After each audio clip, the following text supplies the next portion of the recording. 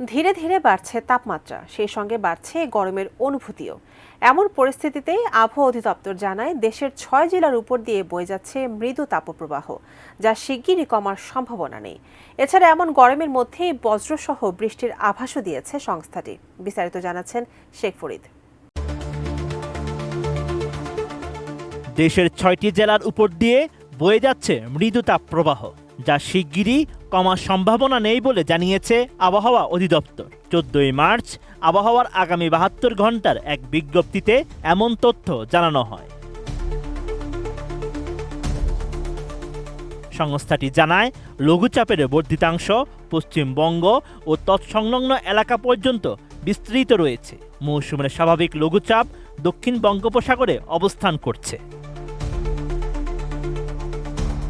এমন আবহাওয়ার মধ্যেই ফরিদপুর, রাজশাহী, ঈশ্বরদী, খুলনা, যশোর ও চুয়াডাঙ্গা জেলাগুলোর উপর দিয়ে বয়ে যাচ্ছে মৃদু তাপপ্রবাহ এবং তা আরও বিস্তার লাভ করতে পারে বলে জানিয়েছেন আবহাওয়াবিদরা। অন্যদিকে দেশের 2 অঞ্চলের উপর দিয়ে বৃষ্টি বা বজ্র বৃষ্টি সহ অস্থায়ী দমকা বা ঝোড়ো হাওয়া বয়ে যেতে পারে বলে জানিয়েছে আবহাওয়া অধিদপ্তর। 14 মার্চ দেশের নদীবন্দরের জন্য দেওয়া আবহাওয়ার এক বিজ্ঞপ্তিতে এমন তথ্য জানানো হয়।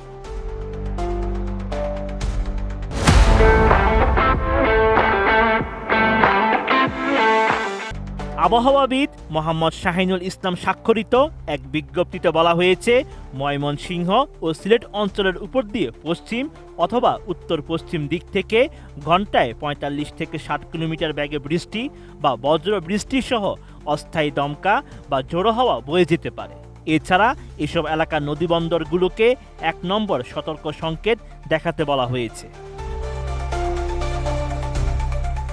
এছাড়া আগামী 48 ঘন্টার আবহাওয়ার পূর্বাভাসে বলা হয়েছে, 15 ও 16 মার্চ সারা দেশে দিন ও রাতের তাপমাত্রা সামান্য বাড়তে পারে। অস্থায়ীভাবে আংশিক মেঘলা আকাশ সহ আবহাওয়া প্রধানত শুষ্ক থাকতে পারে।